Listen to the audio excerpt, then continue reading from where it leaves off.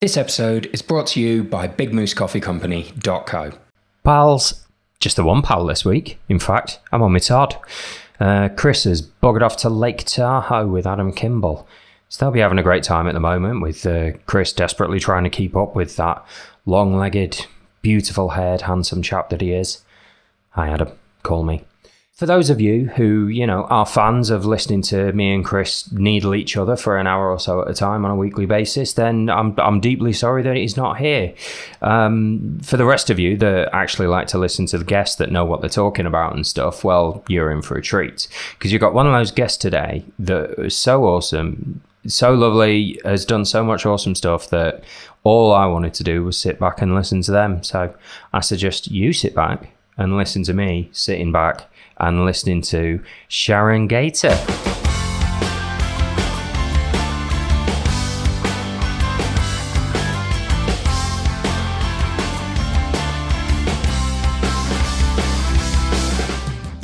Sharon Gayter, hello. Hi there. How are we feeling? Well, not too bad. I'm sat here with my feet up, so I can't grumble. Have you had your feet up since you finished your? Well, I haven't even told people what it is I brought you on for yet. Although, frankly, if they don't know who you are by now, they shouldn't be listening to the podcast. So yeah. Let's begin there, shall we, Sharon? What is it that you've managed to achieve recently? I ran from John O'Groats to Land's End, 822 miles, and I broke the world record. Yeah, that's a biggie. That is a biggie. I got some numbers from somewhere. Doesn't that work out as something like 1.5 million steps? Yeah, I had a Garmin, and you have to do all your speed and your pace and your cadence and your steps. And so at the end of it, I added up all the steps for the days taken. It was something like 1.7 million. Wow, outrageous. I now know why my feet are rather sore. Yeah, I imagine so. So when did you actually finish this? 6:36 on last Friday night.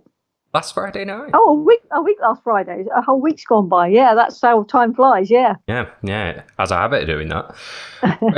Fantastic. And one thing I've got to ask, I want to clear this up straight away, is the BBC News article said that you were going to be back at work on Monday. Was that the case?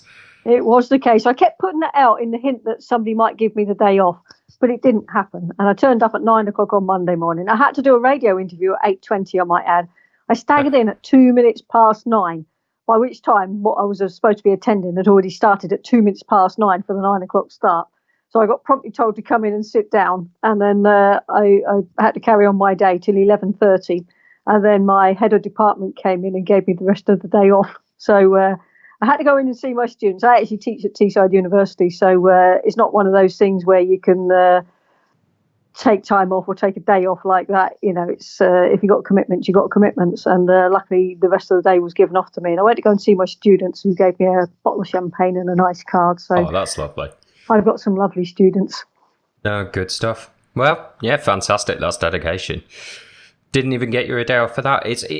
It's crazy, isn't it? If you look at the sport of running on the whole, if you'd Usain Bolted your way into a new 100-meter record at that point, I don't think anyone would have expected him to turn up anywhere on Monday morning.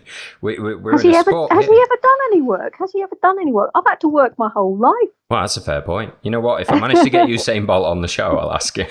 Sharon Gayter wants to know. But yeah, back at work on Monday. Yeah. So what was the record? It was 12 days. You're going to have to fill in the numbers for me. 12 days, 11 hours, 6 minutes and 7 seconds. Fantastic. I have to change my password now, because it used to be my old world record. So now I'll have to change it to my new world record. Oh, well, how terribly inconvenient. So, I mean, that's a point. You'd held this record before, hadn't you? But yeah. This was the joggle, that was the jog. That's right. I deliberately did it the other way around, so I wasn't going to be comparing it to my previous performance, because you're going to say, well, I'm ahead of it, I'm behind it. So by doing a different direction feels totally different. So that was the reason for doing it the other way around. So I am the only person to have broke it in both directions. Richard Brown has actually broke it in the same direction twice, because he took the record, then Don Ritchie took the record, and then Richard Brown had to go back and take the record again. So he has broken it twice, but in the same direction.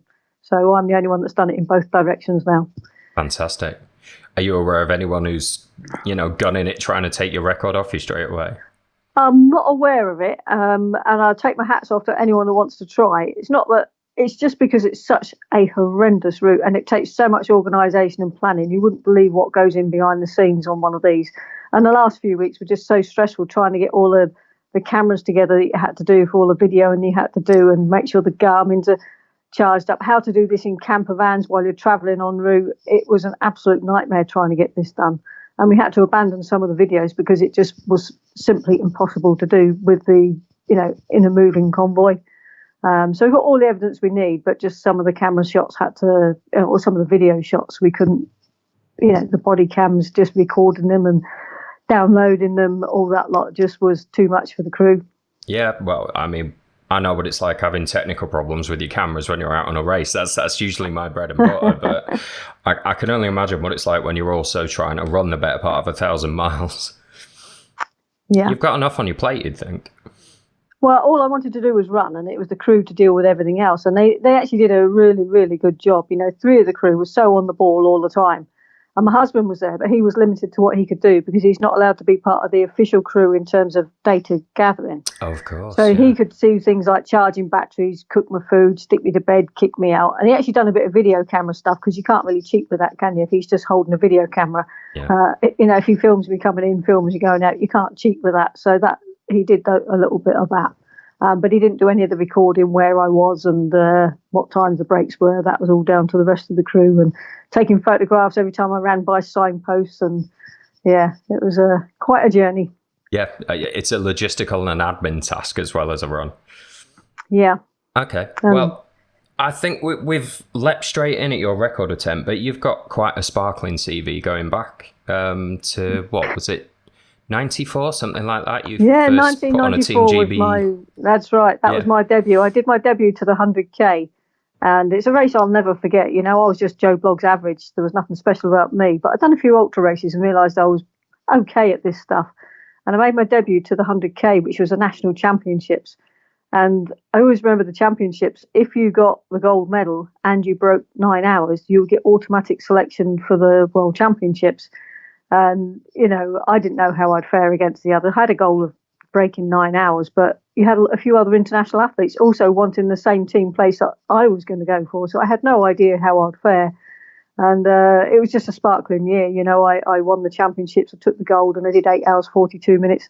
And you barely crossed the line, having run 100K. And there was a selector asking me, how would I feel about going to the world championships? You feel like jumping for joy, but your poor legs wouldn't take it. Yeah.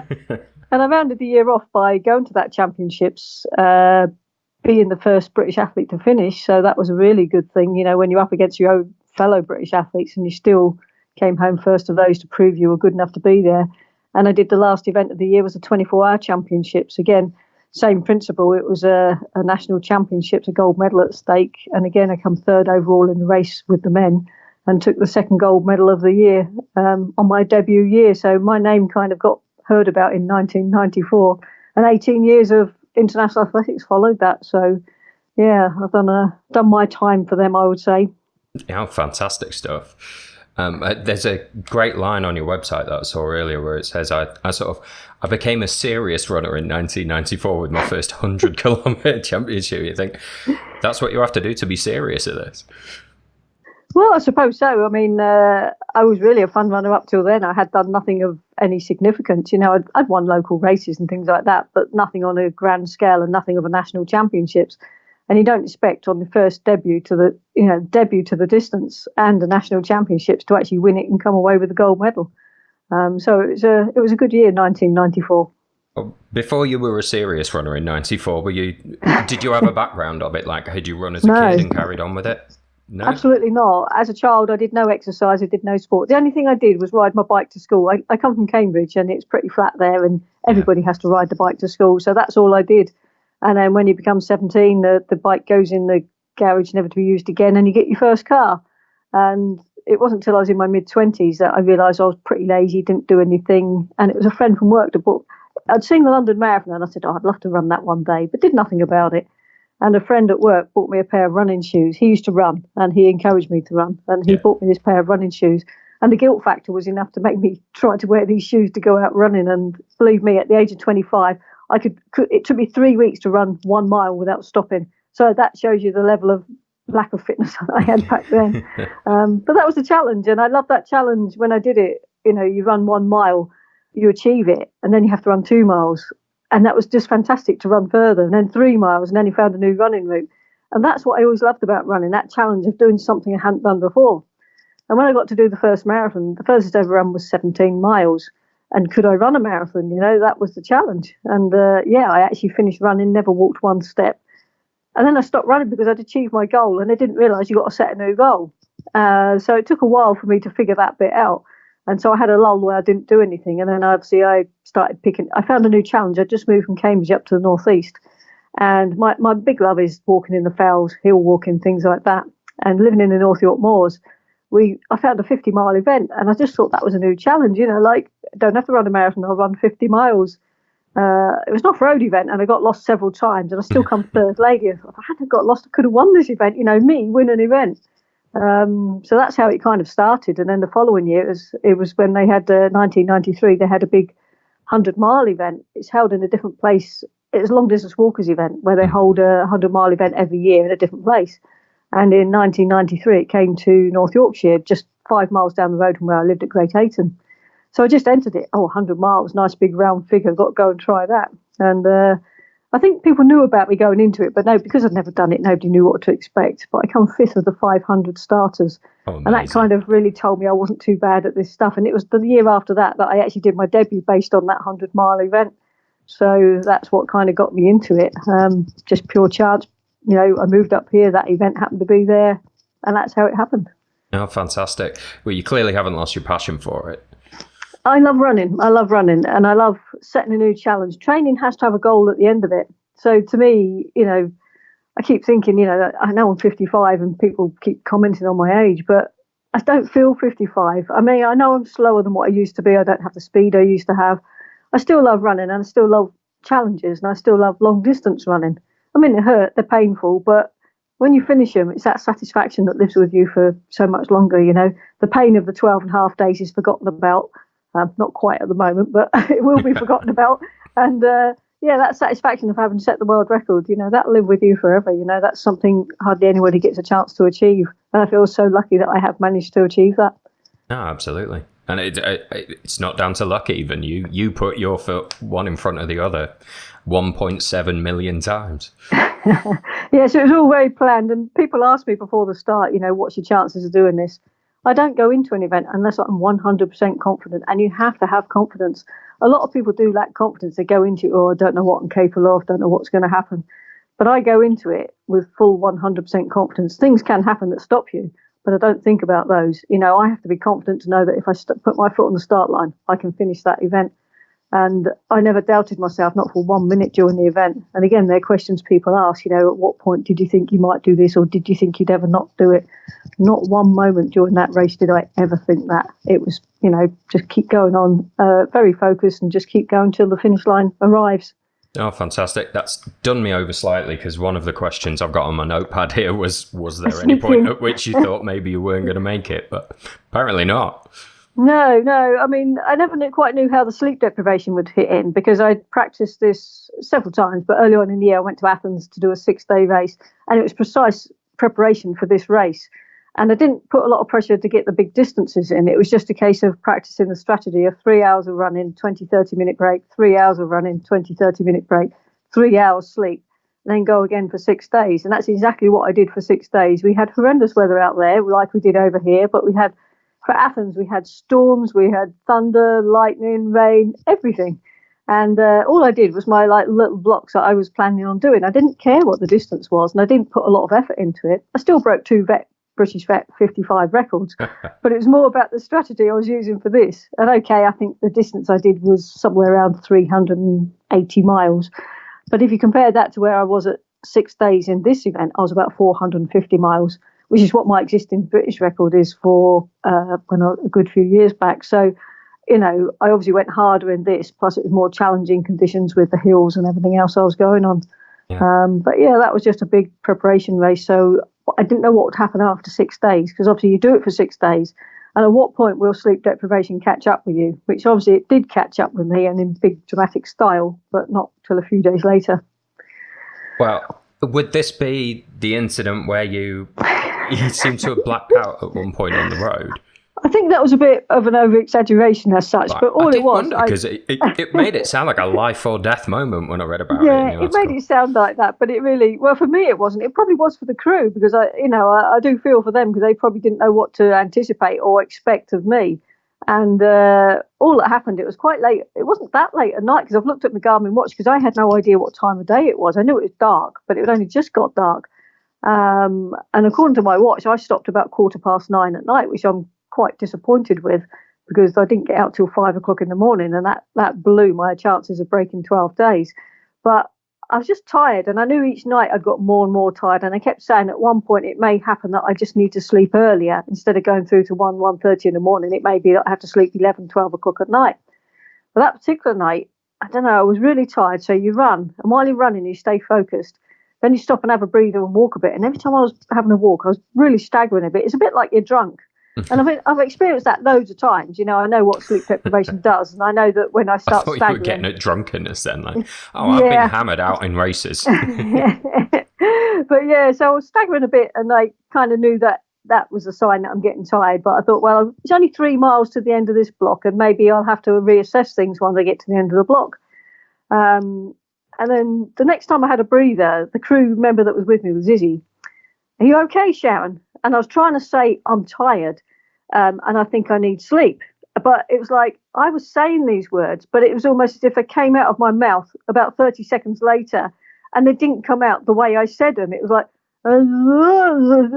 sleep. And it's like, even I can't understand what I've just said. That wasn't what I said, but that's what's coming out. And then I felt her grab my arm, and I knew I was staggering quite badly, and I'm on an A road at this stage. So I felt her pull my arm. Let's come into this lay-by.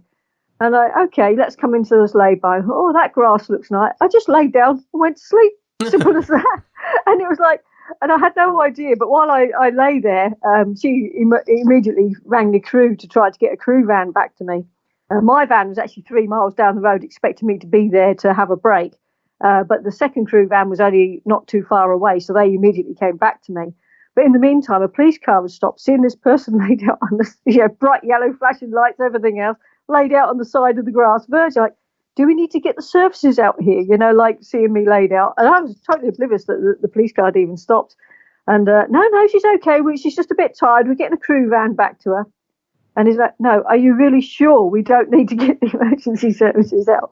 And please, no, she's absolutely fine. But luckily, nobody captured it on video or camera, which was good. And I just lay there asleep. And all of a sudden, I remember somebody being dragged to my feet. You're going in the back of the van, Sharon. But it wasn't my van. I was just laid in the back of a van somewhere, manhandled into the back of a van, I think you might put it. And I think I was there for 20 minutes. And then they pulled me out of one van to put me back into my van. What the heck's going on? And I'm just in a daze doing what I'm told, and got bundled in this van. And all I knew was I was cold and I wanted a jacket on.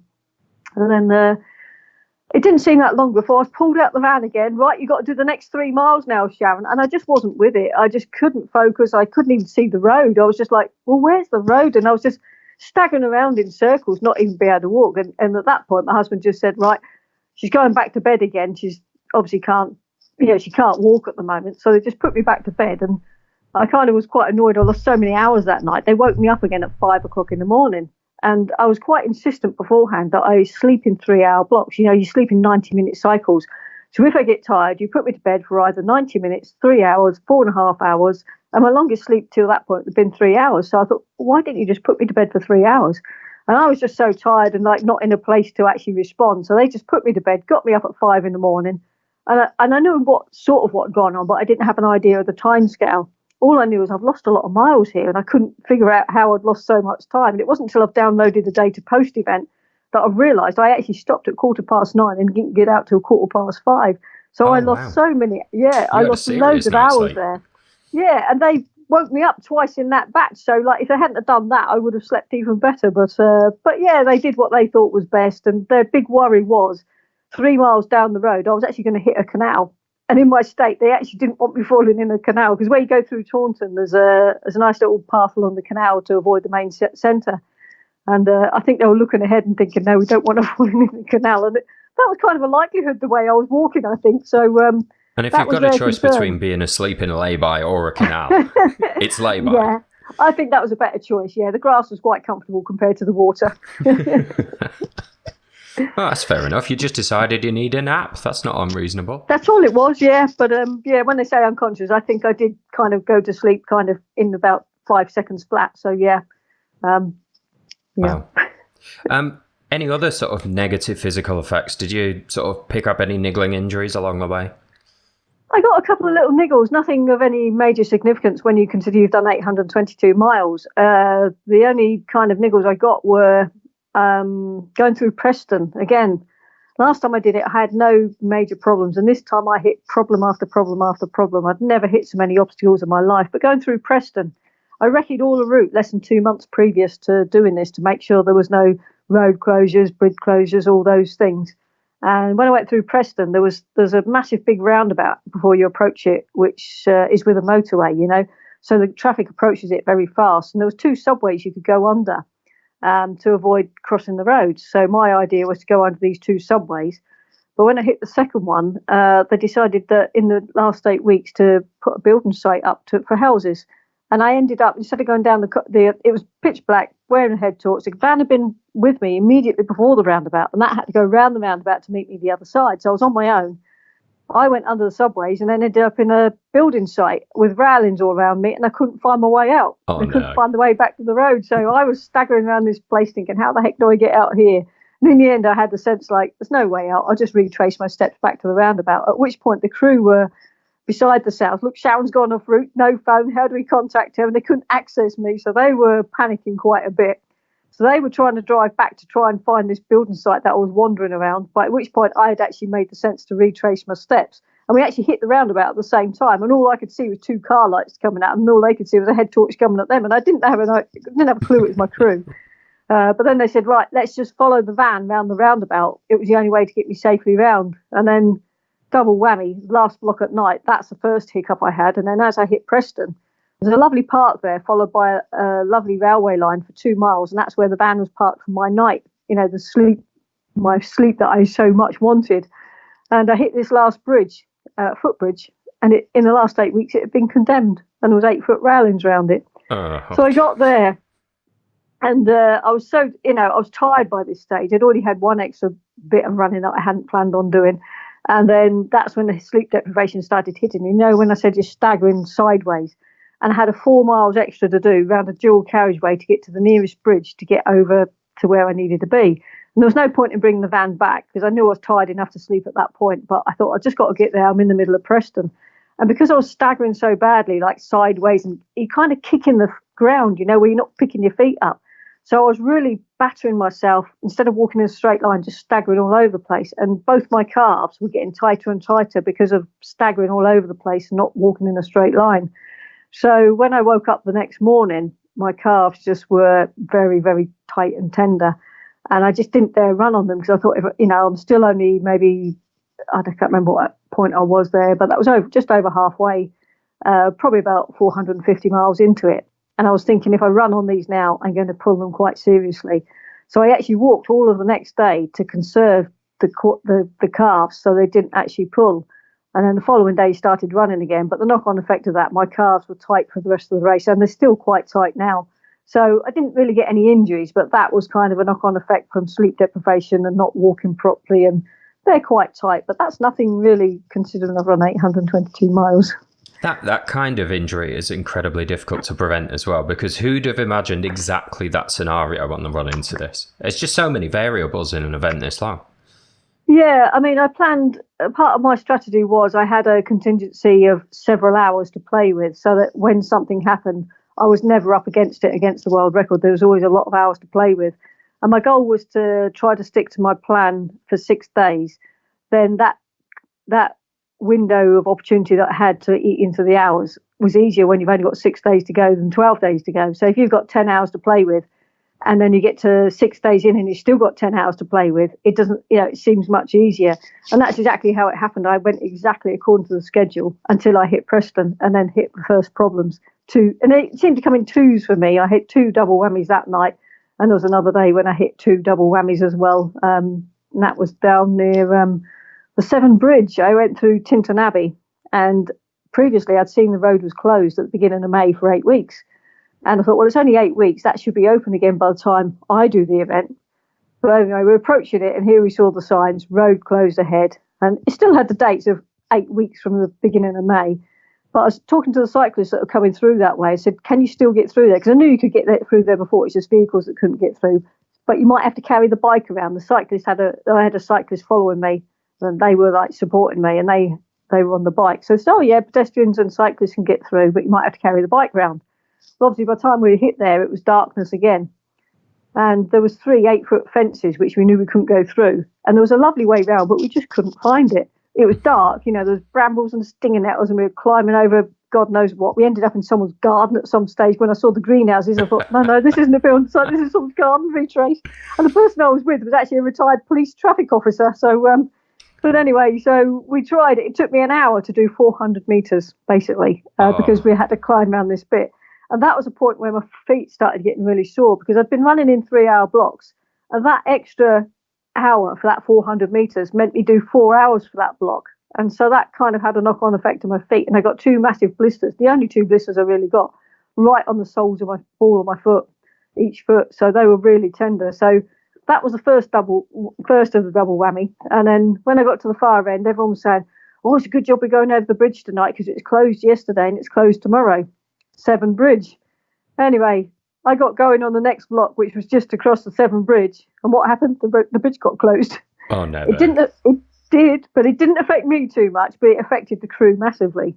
So apparently on foot, you could still go across it. But the vans obviously had to go around. And then there was a diversion within the diversion. And obviously this is the last block at night, the block I want to sleep. And the van nearly didn't make it in time for me. I got over the bridge quicker than what the van got round it. So one of my crew was crying her eyes out because she thought, Sharon's going to get there. There's no van and she's going to be so tired and want to sleep. Anyway, they made it 2 minutes before I got there. And I had no idea of what had gone on. All I got, there's the bag, go to bed, go to sleep. And it wasn't until the finish that the crew told me they got there 2 minutes before I did. So, but yeah. So it was all part of the adventure. Indeed. And you say it takes a lot of planning, and it takes a good team to put something like this together. So your team sound like they were incredible. Was it the same 3 people with you all the way through? Yeah, I had quite a few people with me. I say there's 3 members of the core team, which were Trevor McDermott, Linda McDermott, and Izzy Wilkinson. I've known them for a while, and Trevor and Linda have been with me on previous world records that I've actually done. And they are UKA officials. They know all about how to do stats and everything. So they really are great official people, and like calculating distances and times and all that. And because they've worked with me before, they know how I operate. I don't talk much. I just get on with the job. I don't moan and groan. I just do what I have to do. And they were so detailed in what they needed for the Guinness World Records, like detailing all the logbook data, collecting witness statements, taking photos of me running by places and all these shots. So they were doing everything they needed. So 3 main people with that. So between Trevor and Linda didn't actually stay with me. They were always leapfrogging me doing all the data stuff. Izzy had a mixture of doing some of the data collection when Trevor or Linda had a break. I think Izzy would normally do the first one in the morning and Linda would do the later one at night, while Trevor was the second person. You have to have 2 independent people on duty with you at all times. Wow. So those are the 3 main crew in terms of data collection. Then I had my friend and fellow international athlete from years ago, Eleanor Robinson, who is the world 1,000-mile record holder. She was there more as a cyclist and a friend to support me. So she did an awful lot of the cycling blocks. And when she got fed up with cycling so slow, she actually come running with me. She actually got fed up because I was running so slow in the end, but there's not a lot I could do with that. So she had to walk with me. So I had Eleanor and her partner, Dave, who was only there to support Eleanor, really. So he didn't really form too much of the crew as such. He was there to look after Eleanor because she used to tend to do the first 2 blocks of running of the day. And then she'd go and visit friends in the afternoon and have the afternoon off. And she was the only one that didn't really get sleep deprived. But I had to look after her. She's 71, although you wouldn't think it. She's a super fit 71-year-old and just won the World Vet 50-something or other. 70 rather, something or other. Yeah, so she's a super fit 70-year-old. And then we had various people that came for certain sections. We had Dave Jones that came up for 3 days when we was in Edinburgh. And then he had to go home to look after my dog Baxter because he was going to be abandoned after the first week because my other friend Ella that was looking after him had to go and do a Ironman. So I have all these super active friends everywhere. And yeah, you really do. Yeah, Yeah, so we had quite a few crew on board, so it wasn't just three. And of course, the husband was there, but he was just, like I say, to look after me, really. The dog got off lightly not having to do this run with you. My dog's a very sensible dog, you know. He's a rescue springer, and when we first got him, and I took him for a run, he wasn't that fit and active. He'd been shut in the house, and that's why he was a rescue dog, because he hadn't had any exercise.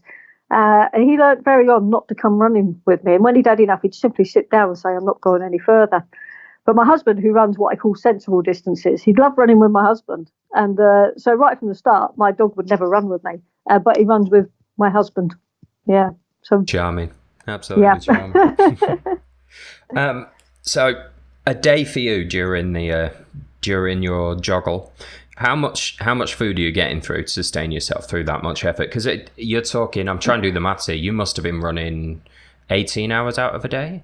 Yeah, like yeah. I was running 18 hours a day easy. Yeah, it's the thing I learnt last time. I lost so much weight last time, and I really did come back looking like a skeleton. So I structured it very differently to get a lot more food inside me. So I did run in 3-hour blocks. So at the end of every 3-hour block, I would sit and I'd have a bowl of food. And they got quite a few different foods for me. And sometimes just by giving me something different, it would encourage me to eat a little bit more. You know, if somebody makes you a nice fresh bolognese, you'll eat it rather than a packet of pasta and sauce. And I had a few friends of Trevor and Linda, Marion and Peter. They bought us meals 2 days running. They live near Penrith. So I think the first day they bought us an Irish stew out, which went down really well. Nice. And then the next day they made a nice fresh chicken curry that wasn't too spicy, and that went down really well.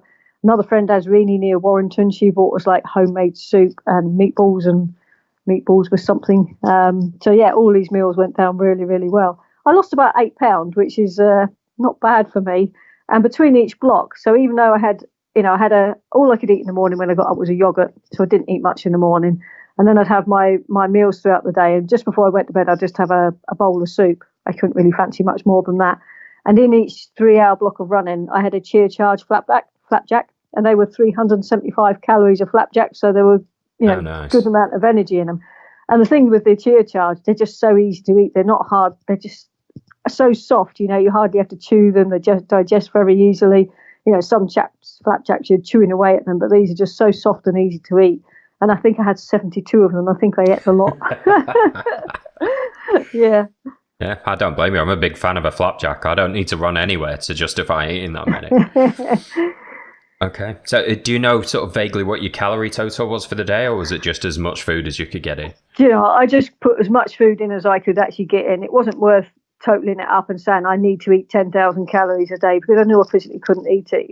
You've got a limit to what the body can put in. And you've got to try to keep your stomach comfortable. If you eat too much, then it's not going to stay in. It'll come out the same way it went in. So it's a case of eating as much as I could that felt comfortable and then go again. And the fact that I only lost 8 pounds, that's pretty good by my standards. If I don't tell you, but my husband lost nearly a stone on this event. Ah, right. So you were eating all of his food. Yeah, so he needed to lose the weight. So that wasn't a bad thing. He started off at 13 stone and he's come back at 12 stone 1, and we're laughing because he's lost more weight than me. But yeah, it shows you how stressful it must be for a crew. I haven't dared ask the rest of the crew how much weight they've lost, but everyone goes on holiday to have a good time and put on weight, and my poor crew lose weight. Oh, incredible. But what about the training on the way into the event then? What was your sort of weekly mileage looking like? Yeah, my weekly mileage compared to previous times, because I am a little bit older, is less than what it ever used to be. I used to train sort of well in excess of 100 miles a week when I was competing at international level. I still use the same principles as what I used back then, but the mileage is slightly less. So I would say most of my international career, I averaged 100, 110 miles a week. I did go up to 130 miles a week, but I use a principle of 3 consecutively harder weeks followed by an easy recovery week. So, an example would be 80 miles, 90 miles, 100 miles, followed by an easy 50-mile week. Then you start 90, 100, 110, followed by an easy 50-mile week. Then 100, 110, 120, followed by an easy week. So that's the principle what I use. So I don't do the same mileage every week. I never do. You've got to stress the body for it to respond to it, and you have to have a recovery week for it to adapt to that stress that you've given it. And that's what works for me. Everybody's got to find out what works for them, because some people use a hard week, an easy week, 2 hard weeks, 1 easy week. But that's what works for me. 3 consecutively harder weeks followed by an easy recovery week. And that principle held true even for the training building up to this. And within each week, it's not as though you just do the same miles every day. you have to have, I do a speed work session per week, a hill rep session per week, I do a sustained run per week, and then I have a long run, which is usually a marathon or more, which is usually the local race that I can find of whatever distance. And that's how I work it. And then the rest of the miles gets fitted in around that. Often I run to work and back, that's where, sometimes I do 3 back-to-back long runs. And that's easier to do by running to work and back. It's 11 miles to where I work, so 22 miles a day. Running to work and back, that's 66 miles in 3 days. That gets a lot of the mileage done. So I would say the average mileage I've done in the lead up to this is around 90 miles a week. So that's not still massive. Pretty big weeks. It's not bad for the age I am, yeah. And what was the daily mileage you were getting through actually during the joggle attempt? Yeah, well, the first day I always knew would be a little bit more mileage, and I planned it that way because you're fresh at the start, you're not stiff, and it's hard to go really, really slow. So the average I needed to do was 70 miles a day. And the first day, I always planned to do exactly 87 miles because I knew how it would work out. And that's what I did. The first day was 87 miles. And it was more or less 70 miles a day every day after that until I hit problems. And then when I hit problems, that's when the mileage started reducing. So I didn't do 70 miles a day for the back few days. But yeah. Did you end up with a sort of monster distance to do towards the end? I didn't really look at how much distance I had to do and how much time. I only ever focused on my 3-hour block that I was in. And I just knew that if I keep doing my 3-hour blocks, I'll break the world record. And that's all I had to focus on. So I never ever thought of 12 days, never ever thought of what the world record was. And even in the last stages, when I was down to the last 100 miles, which is where it did actually begin to hurt, I just knew in my head, if I said, okay, even if I walked the next 10 miles in 3 hours, have a break. And I did calculate, okay, 100 miles, if I did 10 miles every 3 hours, calculated how many hours there was to do, for the 100 miles. I knew I was still within the world record, so I thought I could even walk this and finish it. So although I did put pressure on myself to keep going as much as I could and not to have too long breaks and not to sleep too much, I just knew it would happen. So yeah, I wasn't counting miles or whatever. It was just keep going and you will break the world record. No, fantastic. It seems like that, having the focus on the 3-hour block, it gives you something that feels a little more bite-sized over and over again rather than trying to tackle this as a whole. I just could not think of 822 miles. I could not think of 12 days plus of running. I just couldn't. And you've got to have some kind of strategy to work out if you can break a world record with small chunks.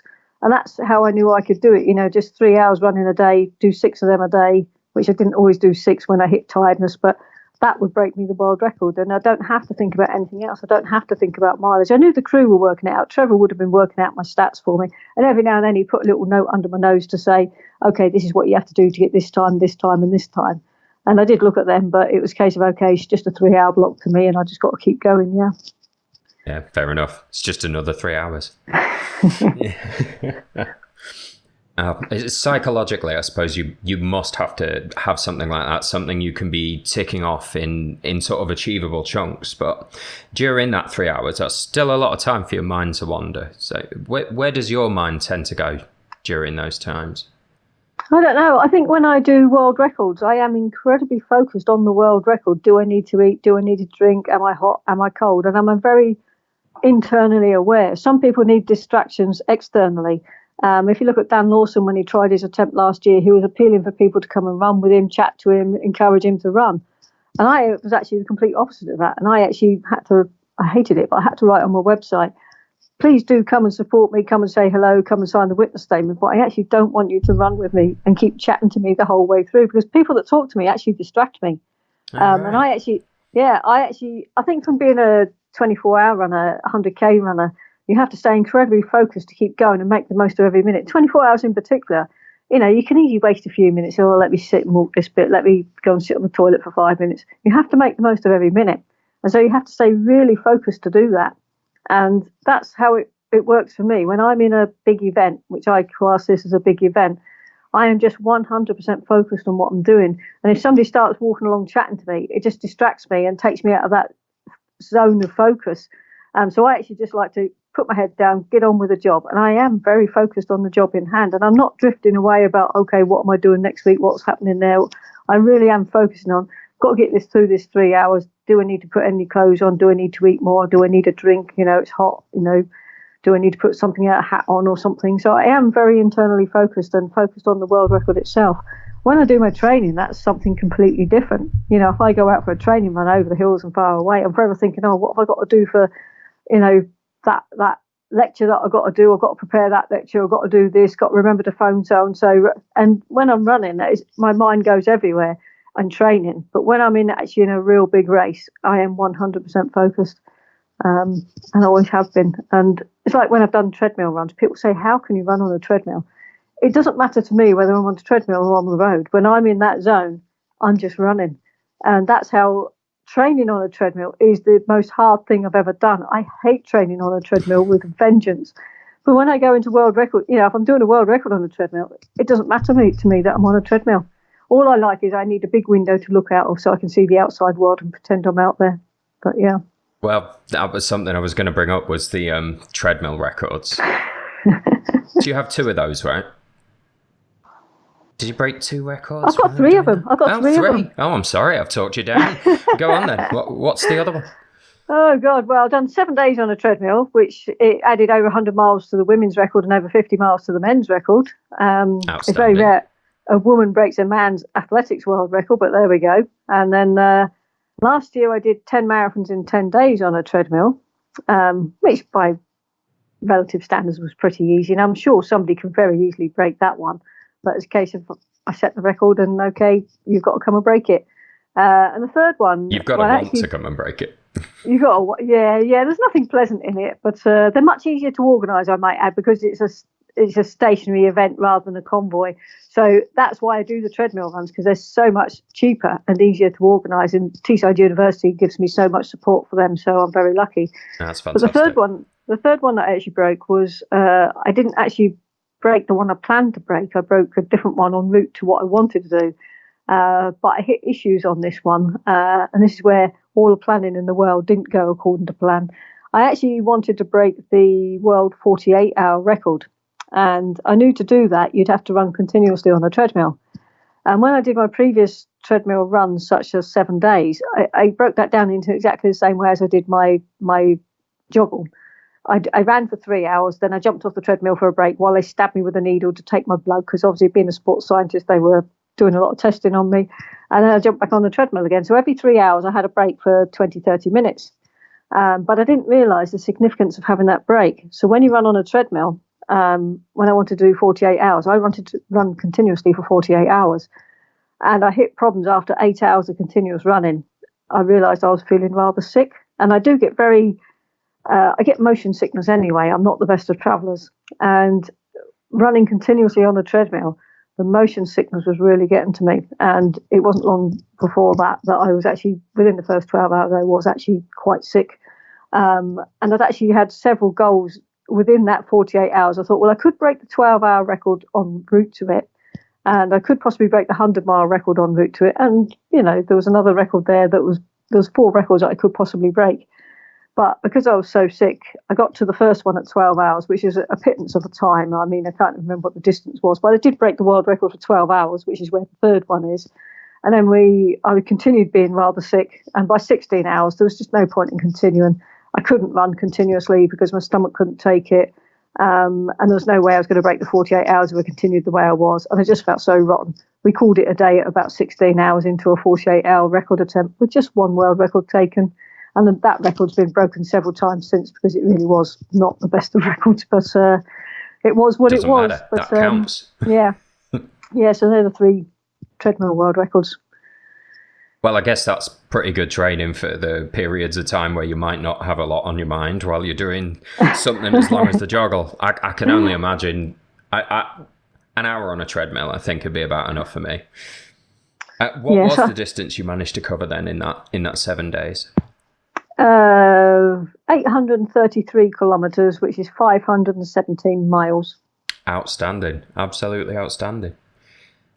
So on the run into this joggle event, did you get much advice from some of the previous record holders? I think we spoke to Mimi Anderson on the show recently, and it was one of hers for a while, wasn't it? Yeah, well, there is, when you talk about previous record holders, how many previous record holders do you know? Not a lot. Yeah, because when I last broke it was 13 years ago, and the person that held the record before me was Sandra Brown. She's part of a husband and wife team. Richard Brown broke the men's record twice, and Sandra Brown broke the record. And Sandra Brown was an international athlete at 24 hours, and I shared a room with Sandra before I actually attempted her record. I tried to get some information out of her, but I got very little information out of her. She wouldn't give nothing away. So that was when I tried to do it last time. So I think I was very naive when I did it first time round. I was much fitter first time round, but because I just didn't know how to do it, I did it the way I thought best. And we had a 3-day trial on it. And okay, I broke the world record, and her record was 13 days, 10 hours, and 1 minute. I broke it and brought it down to 12 days, 16 hours, 22 minutes. 2 years after I did it, okay, Mimi took the record, which was 12 days, 15 hours, 46 minutes. So she only shaved about 35, 40 minutes off mine. So it wasn't as though it was a big chunk like I brought it down from 13 days and 10 hours down to 12, 16. So even though I wasn't as fit nowadays, the first thing I said when I broke the record was, I know how to do that better now, but I never want to do it again. And I never did want to do it again. But time passes, and like when you're reaching the age I am, I thought, I've still got a chance of breaking that record, and do I still do it while I'm capable? And when I had the crew on board, such as Trevor and Linda and Izzy, the crew was sitting there itching to do this. And I thought, well, I've got to have a bash at it while I still can. And because I think it's a record that not many people are going to attempt, even if somebody does attempt it next year, I'll take my hat off to them. But it's so horrendous compared to 13 years ago. I mean, the traffic was busy back then, but nowadays, I managed to get so much more of it away from the main roads. But the main roads I did go down were 10 times worse than what I did before. And the blasts you get from the lorries are horrendous. And I had quite a few emails saying, oh, please, can we have a copy of your route because we want to do this? And I said, why would you want to do the route I'm doing? I'm doing this for world record purposes. If I had a choice and I was doing it more leisurely, I certainly wouldn't take the route that I've just done.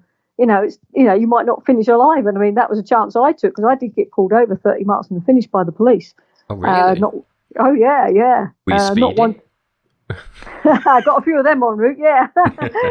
No, literally, I expected it all the way down the A30. I was anticipating every police car that went by. I thought, here we go. And it wasn't until 30 miles from the finish when it wasn't that bad at that point. And the police car pulled in. We don't like you running along this road. We think you should take a different route. I said, well, there's no other route to take. This is the route I'm taking. I'm on target for a world record, only 30 miles to go. Well, we really don't like you running along it. Well, this is the route I'm taking. It's not illegal to run along the road, is it? No, it's not illegal. So we'll give you a warning then. Okay, I'll take that. Don't know what it means, but I got a warning from the police for running along the A30. And they let me continue and drove off. So I thought, okay. Fair enough. There we go. Duly warned. There we go. But again, why would anybody want to run down there? I wouldn't want to run down there if it wasn't for world record purposes. And I can understand the police in pulling me over because it's a stupid place to run. But, I do stupid things, I suppose. And it's my choice if I want to get squashed by the lorries. But by that stage, I really couldn't care less. I just wanted to get to the finish. Yeah, I can well imagine. What does the future hold then, Sharon? Well, I keep saying I won't break any more records, and my poor husband's hanging on to me, hoping I won't. But I've got two things that I would like to do. And one is kind of updating that 7-day world record, but increase it up to 1 million meters, which is 1,000 kilometers. So it's kind of good because, when you've got the crew there and you've got a nice venue for doing it, and it's quite easy to organise by comparison to what this is, it's just a nice round figure again, 1 million meters, sounds good, doesn't it? It So does. I really fancy doing that. And the crew that I have at Teesside University, the technicians there, Dan Cooley and Georgia, they're just so supportive of the things I do. And sometimes it's a highlight of their year, they're doing their job every day and they just like doing something different and being part of a world record. So I've done a few there. So it'd be really good for them if I do it, and Teesside in general, because Teesside gets a lot of bad press, as if we're some horrible place in the past with smokers and drinkers and industry. And, we have the North York Moors here. It's a lovely area to live. I've moved up here from Cambridge. I've lived here for 30 years and I love the area. And I do think it puts Teesside in a good light when you do break records here. And the other thing is people can come and see you because, when you do Land's End, John O'Groats, it's like my sister from Cambridge asked, are you coming through Cambridge? Well, no, it's not quite the shortest route. And people local here are you coming through Teesside? Well, no, I have to take the shortest route. Yeah. So when you do something like that, they can all come and see you. You're stationary. And so anybody that wants can come and see you. So it makes life much easier for them. So, yeah, it's a goal to aim at. Training has to have a purpose. And that's the first record that I'd like to break. So it'll be next year now. I'm not going to do it this year. I need a good recovery from this one. And I think you've earned a rest. And then the other one is something made famous. Can't remember his name. The cyclist that cycled around the world. I've seen him and I've got his book somewhere. Around. Mark Beaumont. That's the guy. Yep. So he actually made the Northern 500 quite a famous route. It's a route that's taken by a lot of cyclists, and a lot of camper vans do it, and cyclists still do it. But it starts at Inverness. It's a 500-mile route around the Highlands of Scotland, sort of more or less around the coastal regions, with quite a lot of climbing in it. So he made that famous. And then this year, a runner called William Sitchell actually ran this. And I can't remember the time he did, but he did it. And I remember thinking, whatever that time was, my head's not good with figures right now. I got to 500 miles in my joggle about 2 days quicker than he did it. So I thought I could break the men's record by running that Northern 500. So that's kind of on my cards to do. So those are the two that are penciled in. I mean, that's not a world record. It'd just be, they call it the FKT now, the fastest known time. Yeah, I think that's very American. I like it called a course record, not an FKT. But, I'm old style, I suppose. I promise to call it a course record when we talk about that. There you go. I prefer course record. That's British. That's not FKTs. Yeah. So, yeah, so that's what I would like to do. So those two are probably on the cards for next year. And that'll be enough for next year, I think. And then I haven't thought beyond that. Well, fair enough. We'll have to talk to you next year as well after you've broken another couple of records. Yeah, that'd be good. Yeah, wonderful. And Sharon, it's been delightful to talk to you today. I haven't had to do a lot of talking, which is my favourite kind of guest. Oh, is that because I'm too talkative and I expand too much? I'm not too talkative, not at all. No, it's been really interesting to chat to you, and you've done some really inspirational stuff. So congratulations on your record again. Thank you very much. And thanks for being with us today. Okay, thank you.